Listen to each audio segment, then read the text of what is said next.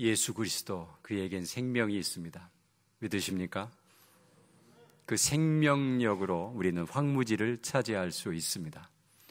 어떠한 고난에서도 승리할 수 있습니다. 그것은 예수 그리스도가 우리에게 주신 생명이 있기 때문에 그렇습니다. 여러분, 가족이 뭐길래 이렇게 먼 길을 달려와 부모님을 만나고 형제를 만납니까? 왼수 같은 자식을 버리지 못하는 이유는 무엇입니까? 명절을 맞이하면서 우리가 가족에 대한 생각을 다시 한번 해봤으면 좋겠습니다. 나와 맺어진 가족, 내가 선택할 수 없습니다. 어느 날 정신을 차리고 보니까 가족들이 주변에 있습니다. 그 가족과 함께 살아가는 것은 내가 부여받은 사명입니다. 그래서 함부로 가족을 끊어내거나 내가 가족을 포기하는 것은 하나님 앞에 도전하는 것과도 같습니다.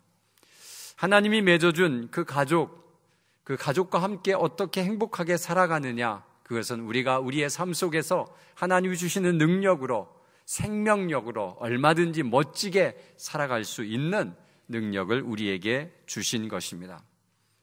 억울한 만남도 있습니다. 태어나 보니 부모가 없습니다. 어린 시절 병에 걸려서 그냥 평생 그 병을 앓다가 가는 사람도 있습니다. 얼마나 억울하고 또 얼마나 힘이 든 삶입니까? 그러나 그 삶을 포기해서는 안 됩니다. 그런 상황 속에서 다시 일어날 수 있는 힘을 주신 분이 계시기 때문에 그분을 의지하고 그런 척박한 곳에서 생명력을 나타내며 살아갈 수 있다고 하는 것은 하나님만이 하실 수 있는 능력이라고 하는 것을 믿으시고, 여러분에게 주신 그 생명력을 내가 어떻게 개발하고 또 나타낼 것인가를 한번 가족을 통해서 한번 실험해 보면 좋겠습니다. 여러분, 누구는 많이 받고 누구는 좋은 환경에서 태어났다. 나는 너무나도 환경도 척박하고 또 가진 것도 없이 살아가면서, 여러분, 우리는 마지막 때를 생각해 봐야 됩니다. 마지막 때 심판이 있음을 믿으시기를 바랍니다. 심판 때 많이 받은 자는 많이 받은 만큼 심판이 있습니다. 그 받은 것을 어떻게 사용했느냐라고 말할 수 있어야 되고 그 근거를 이야기할 수 있어야 됩니다. 적게 받은 자는 적게 계산합니다. 그러나 많이 받은 자는 많이 계산합니다. 누가 살기가 더 쉬울까요? 많이 받은 자입니까? 적게 받은 자입니까? 실은 많이 받은 자가 조심하며 살아야 됩니다. 내가 준 것, 그것 어떻게 사용했는가를 결산하자 할 때 여러분, 정직하고도 정확하게 결산해낼 수 있는 그런 삶을 살아야 되는 것은 쉬운 일이 아닙니다. 차라리 적게 받은 자처럼 살아가면 더 쉽습니다. 적게 받았다고 대충 살아서도 안 됩니다. 왜냐하면 1달란트 받은 자가 그것을 계산하자고 할 때 그것을 잃어버릴까 봐 땅에 파묻었다가 하나도 손해를 끼치지 않았는데 하나님은 그에게 악하고 게으른 종이라고 말했습니다. 그렇기 때문에 우리는 얼마를 받은 것이 중요한 것이 아니라 받은 상태에서 그때부터 시작해서 내가 어떠한 삶을 살았느냐를 주님 앞에 내어놓을 때 우리는 그 멋진 삶을 주님 앞에 보여줄 수 있습니다. 그렇기 때문에 내가 많이 가졌고 적게 가진 것에 대한 불평을 할 수가 없습니다. 주시면 주시는 대로 멋지게 살아가야 됩니다. 그러나 우리는 비교함으로 인해서 늘 불평하고 불만을 토로할 때가 있는데, 여러분, 우리는 하나님 앞에 감사함으로 살아갈 수 있는 여러분 되시기를 간절히 바랍니다. 명절을 맞이하면서 가족 이야기를 하는 이유는 가족이 다 모이기 때문에 그렇기도 하고요. 전도하다가 보면 우리 가족 중에 예수 믿는 사람이 있는데요, 나 그 사람 때문에 예수 믿고 싶지 않습니다 라는 이야기를 많이 듣습니다. 그 이유가 무엇일까 살펴보면 자신은 거룩하고 자신은 하나님 앞에 충성한다 하면서 가족들과 잘못 살아갈 때가 참으로 많이 있습니다.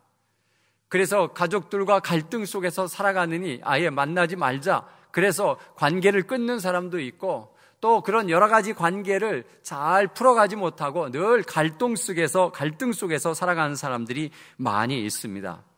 그래서 명절이 되면 불편하고 힘들고 괴로울 때가 참 많이 있습니다. 그것도 제사의 문제가 걸리면 우리가 불편해질 수밖에 없습니다. 그래서 여러분, 우리가 이런 가족을 만나서 어떻게 사는 것이 그리스도인답게 살아가는 것인가를 우리가 정확하게 짚지 아니하면 우리는 늘 갈등 속에서 살아갈 수밖에 없습니다. 여러분, 우리는 이런 갈등 속에서 어떻게 사는 것이 행복한 삶, 또 믿지 않는 가족들과의 어떤 삶을 살아갈 것인가를 오늘 본문을 통해서 한번 살펴보겠습니다. 첫째는 모든 것이 남의 유익을 위해서 하라고 24절에 말씀하고 있습니다. 그러면서 23절에 이런 말씀을 합니다. 모든 것이 가하나 모두 유익한 것은 아니다. 모든 것이 가하나 모든 것이 덕을 세우는 것은 아니다. 그렇게 말하고 있습니다. 여러분, 모든 것이 가하다라고 하는 것을 다른 말로 하면 자신의 옳음을 끝까지 주장하지 말라는 것입니다. 자신이 세운 계획과 자신이 주장하는 그 모든 것이 다 가하냐? 다 할 수 있습니다. 그러나 남에게 유익이 되지 않으면 포기할 줄 알아야 된다는 것입니다. 그리고 남에게 덕을 세우지 못하면 포기할 줄 알아야 됩니다. 그런데 자신의 옳음을 끝까지 주장하면서 다른 사람에게는 피해가 가고 덕스럽지 못한 행동과 삶을 살면서도 끝까지 자기 옳음을 주장하는 것은 하나님 보시기에 선하지 않다는 것을 말하고 있습니다. 내 주장을 끝까지 주장함으로 사람들에게 불편함과 마음에 불편함이 있다면 내 옳음을 내려놓을 수 있는 마음이 있어야 된다고 오늘 성경은 말하고 있습니다. 사도 바울 선생님께서 고린도 교인들에게 하시는 말씀으로서 너희들이 정말 옳음을 끝까지 주장하다가 사람들에게 상처를 주고 아픔이 되고 덕스럽지 못하면 너희의 옳음을 포기하라고 말씀하고 있는 것입니다.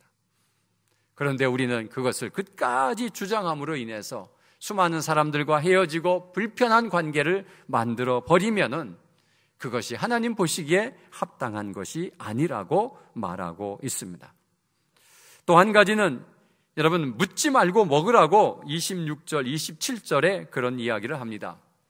자, 이 시대에는 무엇이 있느냐 하면 어떤 물건을 수확하면 그것을 어떤 제단에 올려놓고 그리고 제사를 지내거나 또 나름대로 자기 신들에게 기도를 하거나 그렇게 하고서 물건을 팔 때가 많이 있습니다.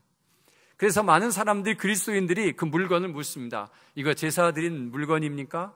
그래서 그렇다라면 안 사가는 것입니다. 여러분, 그거 묻지 말라는 겁니다. 음식은 다 선한 것이다 라는 것이죠.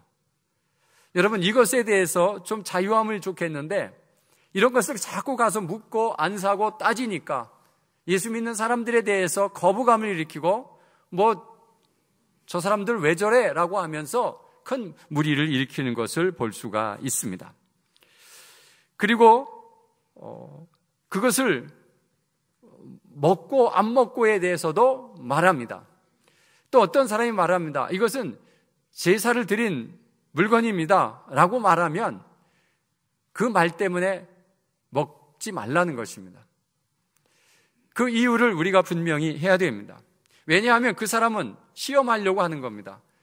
예수 믿는 사람들은 그거 안 먹는 건데 이거 제사 드린 건데요 라고 일부러 그렇게 주면 그 사람의 양심을 위해서 내가 먹지 말아야 된다는 것이에요. 그래서 여러분, 우리가 이런 것을 좀 현명하게 처리해야 되는데 그렇지 못할 때가 참 많이 있습니다. 여러분이 제사 드리는 문제가 명절 때 되면 온 가족이 믿지 않는 가족들에게는 참 문제가 심각합니다. 제사를 드려야 되냐 말아야 되냐 이것에 대해서 서로 어렵습니다. 불편합니다. 이런 불편함을 어떻게 해소할 것이냐라는 것을 빗대어 이야기해주고 있습니다. 여러분, 제사의 문제를 막 갈등을 겪고 나는 죽어도 안 드리고 그래서 안 갑니다. 그래서 명절에 가지도 않으면 여러분, 이것은 말도 안 되는 이야기입니다. 그래도 가셔야 됩니다. 가셔서 이 제사 문제를 어떻게 해결해야 될 것이나 협상도 해야 되고 서로 토론도 해야 되고 이 문제에 대해서 심각하게 이야기하면서 내가 믿는 하나님에 대해서 존중해지기를 원하는 겁니다. 나도 당신들이 조상을 섬기는 그 문제에 대해서 내가 인정하고 그래서 제사 음식도 만들어주고 다 준비를 해주지만 나에게 절을 강요하지 말라. 나는 나의 나름대로 제사 방식이 있다. 나는 하나님께 우리 조상을 위해서 기도할 것이다. 그러니 서로 간에 인정을 해달라고 협상을 하셔야 됩니다. 요즘 젊은이들은 그것에 대해서 그렇게 많이 강압적으로 나오지 않습니다. 우리 어른들은 그거에 대해서 목숨을 걸고 그 제사 안 드리는 자녀들은 아예 족보에서 빼라고 할 정도로 심각하게 다뤘는데 요즘은 서로 인정해주는 그런 풍토가 많이 형성되어 있습니다. 그런데 제사 자체를 막 못하게 하고 거부하게 하고 그러다 보면 심한 갈등을 겪고 이제는 누가 옳은가의 싸움에서 서로 자신이 옳다고 하는 것을 가지고 실력을 행사하면서 서로 보지 않는 가족들이 참 많이 있습니다. 여러분, 그런 곳에서 정말 지혜롭게 해야 된다라고 말하고 있는 것입니다. 또 한 가지는 내 자유가 남의 양심의 판단을 받지 않게 하라고 말하고 있습니다. 먹고 안 먹고는 내 자유입니다. 그런데 사람들이 먹고 안 먹고를 보면서 그 사람이 상처를 받고 그 사람이 또 이상하게 눈으로 바라볼 수 있다는 것이죠. 그래서 그 사람을 위해서 내가 안 먹을 수도 있고 먹을 수도 있다는 것이죠. 자, 이렇게 하는 것이 무엇일까 우리가 생각해 봐야 됩니다. 이렇게 하는 것은 여러분 우리가 이런 관계 속에서 가족의 관계 속에서 제일 중요한 것은 이 가족을 전도하는 문제고 가족을 통해서 하나님 앞에 영광을 돌리는 일입니다. 그래서 우리가 이 모든 것을 감사함으로 받아 이렇게 하면 비방받지 않을 것이다 30절에 이야기하고 있습니다. 감사함으로 받으라는 거예요. 내가 처해 있는 그 처소, 그 환경에 대해서 감사함으로 받아요. 제사를 지내면 지내는 것에 대한 감사를 드리고 내가 전도할 수 있는 대상이 있다고 하는 것에 대한 감사를 드리고 내가 어떻게 하면 이 가족을 구원할 것인가라는 것에 대해서 감사함으로 버리면 버릴 것이 없다고 디모데전서 4장 4절에 이렇게 말하고 있습니다. 하나님이 지으신 모든 것이 선함에 감사함으로 받으면 버릴 것이 없나니라고 되어 있습니다. 사랑하는 성도 여러분, 이렇게 하는 것은 모든 일에 하나님의 영광을 위해서 하라고 31절에 말씀하고 있습니다. 먹든지 마시든지 무엇을 하든지 하나님의 영광을 위해서 하라. 남의 유익을 위해서 하되 하나님의 영광을 위하는 일이 아니라면 포기하라는 것입니다. 기준은 이것이 하나님 앞에 영광이 되느냐 안 되느냐 생각해 보라는 것입니다. 어떤 사람은 하나님의 영광은 다 덮어두고 남의 유익을, 가족의 유익, 가족의 평안을 위해서 힘쓰는 사람이 있습니다. 그것보다 더 먼저 우선시 되어야 될 것은 하나님의 영광입니다. 그리고 모든 것에 거치는 자가 되지 말라고 32절에 말씀하고 있습니다. 여러분, 이 가족 관계에서 서로 말 안 하고 서로 틀어지고 서로 안 보고 이런 관계가 있으면 안 된다라고 말하고 있습니다. 그리고 그렇게 이런 서로 마음의 불편함이 없게 되는 것은 그 모든 사람들을 구원하기 위해서 하라고 33절에 말씀하고 있습니다. 여러분, 우리가 이런 가족과의 만남 속에서 그들을 섬기고 하나님의 영광을 위해서 또 서로 불편한 관계를 잊어버리고 그리고 또 가족들을 섬기는 그 일을 하는 이유의 핵심적인 요인은 뭐냐? 가족 구원을 위해서 섬기라라는 것을 말하고 있는 것입니다. 그리고 모든 사람에게 본이 되라고 11장 1절에 말씀하고 있습니다. 여러분, 우리 가족에게 모든 본이 되어야 되는데 가족에게 지탄을 받고 또 손가락질을 받는 가족이 되면 여러분, 가족 구원은 정말로 힘듭니다. 그런 관계를 만들어 놓은 것은 가족을 구원하기 위함입니까? 가족을 방해하기 위함입니까? 하나님의 영광을 위해서 일한다고 하면서 가족들이 예수를 믿는 것에 내가 저 사람 때문에 예수를 믿지 않겠다라고 말한 것은 여러분, 구원을 가로막은 자가 되는 것입니다. 그렇기 때문에 내가 죽고 내가 힘들어도 우리 가족을 구원하는 일이라면 또 하나님께 영광을 돌리는 일이라면 내가 희생할 수 있는 그런 사람이 되어야 된다고 오늘 본문은 우리에게 말씀하고 있습니다. 그러면 그리스도인으로서 이 명절을 어떻게 지낼까라는 것을 생각해 보면 자기 유익을 구하지 말고 가족들의 유익을 구하십시오. 내 유익만 구하다 보면 가족들이 피해를 입습니다. 그래서 내 유익은 포기하고 가족들의 유익을 구하십시오. 명절에 일은 누가 합니까? 누가 하는 이 일 때문에 며느리 간에 신경전이 벌이고 시어머니와의 관계가 깨어질 때가 참으로 많이 있습니다.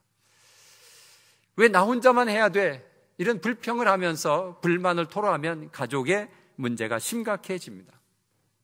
여러분, 우리가 가족을 섬기는 것이 얼마나 복된 것인가 아십니까? 여러분, 우리가 다른 사람도 섬기는데 왜 가족을 못 섬깁니까? 오히려 천천히 와라, 내가 하겠다라고 먼저 나서서 내가 가족을 섬기는 것이 행복이요 기쁨이니 당신들이 안 와도 나는 절대로 말하지 않고 오히려 기쁘고 행복하다라고 말하면서 내가 당신들을 섬길 수 있는 기회를 주신 건 너무 고맙다. 그래서 열심히 일하면 안 되나요? 조금 수고한 것이 그렇게 억울합니까? 우리는 이런 것에 대해서 다른 가족의 유익을 위해서 내가 헌신하고 봉사하는 것에 대해서 왜 그렇게 서로 밀고 당기는 이런 일들이 벌어집니까? 여러분, 내가 자발적으로 다 섬기기를 원하는 그런 마음으로 모든 사람들을 섬겼을 때 가족이 기뻐하고 가족이 행복하고 당신 때문에 오늘의 명절이 너무 빛났습니다 라면 얼마나 행복합니까? 내가 좀 피곤하고 지치는 것, 이것 좀 잘 이겨내면 될 텐데 여러분, 그것을 못하는 이유는 무엇입니까? 또 하나는 행동이 하나님께 영광이 되는지를 생각해 봐야 됩니다. 그리고 가족 구원을 위해서 늘 준비하는 마음이 되어 있는가를 생각해 봐야 됩니다. 그리고 가족에게 본이 된다고 하는 것, 가족들에게 본이 된다고 하는 것. 우리 형님은 다 좋다, 너무 존경스럽다, 정말 열심히 한다, 예수 믿는 것 좋다. 그런데 제사 드리는 것 하나 마음에 안 든다. 그 정도는 돼야 되지 않겠습니까? 여러분, 우리가 가족들에게 본이 안 되면 누구에게 본이 되겠습니까? 참 이상한 것은 다른 사람들에게 수많은 본이 되는데 가족에게 본이 안 되는 사람들이 많이 있습니다. 여러분, 순서가 바뀌었습니다. 먼저 가족에게 본이 되고 다른 사람에게 본이 돼야 됩니다. 믿으십니까? 가족과는 굉장한 알력과 문제가 있으면서 다른 사람들에겐 잘 섬긴다는, 이건 뭔가 우선순위에서 문제가 있는 것입니다. 사랑하는 성도 여러분, 이번 명절에 그리스도인으로서 해야 될 일이 무엇이냐라고 생각하면 가족의 연합입니다. 가족의 화합입니다. 그 일을 위해서 내가 어떤 섬김이 필요한가를 생각해 보셔야 됩니다. 뭐가 문제인가를 생각해서 내가 그것을 짊어지고 들어가면 가족이 연합하고 가족이 화목하다고 하면 그리스도인으로서 얼마든지 십자가를 지는 자세로 들어가야 됩니다. 이것은 주님이 우리를 위해서 베풀어 주신 모범입니다. 하나님과 우리의 관계를 형성하고 이 하나님과 우리 인간이 틀어져 가지고 서로 보지 않고 있는 이런 관계 속에서 예수 그리스도가 자기가 죽고 우리 사람들의 십자가를 지고 죽음으로 우리의 죄를 위해서 하나님 앞에 간구함으로 하나님과 우리와의 관계 속에서 화목 제물이 되었습니다. 여러분, 가족의 연합을 위해서, 가족의 평화를 위해서 내가 화목 제물로 쓰여진다면 그는 작은 예수입니다. 여러분, 이 일을 우리 그리스도인들이 해야 됩니다. 이 가족을 평화롭게 하고 가족을 행복하게 하고 그 역할을 누가 하느냐라고 하는 것에 있습니다. 큰아들이 해야 됩니까? 가족의 첫째가 해야 됩니까? 막내가 해야 됩니까? 여러분, 이것은 우리 그리스도인들이 나서서 해야 될 소중한 일입니다. 그래야 이 가족의 화목과 아름다운 행복감이 이 가족에 이루어지기 때문에 그렇습니다. 여러분, 십자가의 의미로 다가가지 않고는 가족의 화목을 이룰 수 없습니다. 십자가의 의미는 내가 죽고 당신이 사는 겁니다 라는 의미입니다. 여러분, 내가 죽고 가족을 섬기면 가족은 살아납니다. 근데 내가 죽지 않고 나도 가족에서 가족의 일원으로서 당당하게 어깨를 겨루고 살아가면 행복은 없습니다. 여러분, 내가 죽을 수 있는 마음이 있어야 됩니다. 시어머니와 며느리의 관계성 속에서 시어머니가 며느리에게 무릎을 꿇을 수 있는 힘이 있어야 됩니다. 그것은 능력이고 힘입니다. 그래서 가족이 평화를 이룬다면 얼마든지 내가 무릎을 꿇겠노라고, 사과를 하겠노라고 그런 용기가 있으셔야 됩니다. 며느리는 시어머니를 가슴으로 따뜻하게 사랑한다고 고백할 수 있는 마음이 있어야 됩니다. 끌어안아 드릴 수 있는, 나를 키우는 어머니는 아니지만 나의 남편을 이렇게 잘 키워준 것에 대한 감사와 감격과 배려와 그런 것들을 충분히 보상하고 또 말하고 격려할 수 있는, 그것은 힘이 있어야 됩니다. 그것은 믿음으로 하는 것입니다. 예수 그리스도가 주신 생명으로 하는 것입니다. 그래야 가족이 진정한 평화와 연합을 이룹니다. 사랑하는 성도 여러분, 이번 명절 십자가의 의미로 섬기십시오. 억울하지 않습니다. 여러분, 섬기고 나서 나중에 되돌아보면 얼마나 잘한 일인지, 얼마나 내가 큰 일을 했는지 그런 것을 느끼게 되고, 가족의 평화를 이룬다면 내가 얼마든지 죽겠습니다 라는 이 각오가 그리스도인의 삶입니다. 사랑하는 성도 여러분, 가정을 천국으로 만드는 것은 우리가 해야 할 사명입니다. 가족을 행복하게 만드는 것은 우리가 해야 할 사명입니다. 그래서 가정을 재미있게, 또 이 명절을 그냥 매일 텔레비만 보고 있는 그런 명절이 아니라 가족과 대화하며 정말 행복한 가정을 만들어가는 이런 것을 어떻게 해야 되냐 연구하고 고민하고 기도하면서 가족이 어떻게 하면 행복하고 천국과 같은 가정을 만들 것인가, 이것은 우리가 해야 될 소중한 사명입니다. 그래야 이 명절, 이 설의 명절이 어떤 분위기가 바뀝니다. 예수 믿는 가족이 있는 그 설은 왜 그렇게 행복한가라는 것을 느껴야 되고, 이렇게 가족을 행복하게 만들어가는 이유는 어디에 있는가를 찾아봤더니 그분의 섬김이었다라는 고백이 이루어져야 되는 것입니다. 사랑하는 성도 여러분, 천국은 임합니다. 내가 만들어가는 것입니다. 정말 내가 섬기고, 내가 먼저 주머니를 풀고, 내가 먼저 일을 하고, 그래서 가족의 행복을 위해서 섬기는 그런 멋진 모습은 가족을 구원하는 데 큰 역할을 할 줄로 믿습니다. 가족이 모두 구원받고 가족이 모일 때마다 너무 행복하고, 여러분 그런 멋진 가족을 이뤄내는 우리 모두가 되시기를 간절히 바랍니다.